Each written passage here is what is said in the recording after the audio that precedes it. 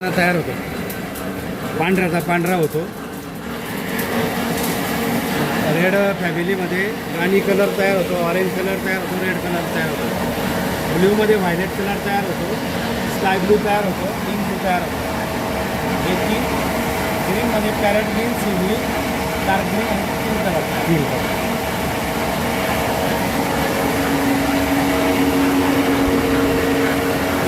Machine आहे, माझे धागे लावायचं. कंटिन्यूला 24 तास पाणी लागतं.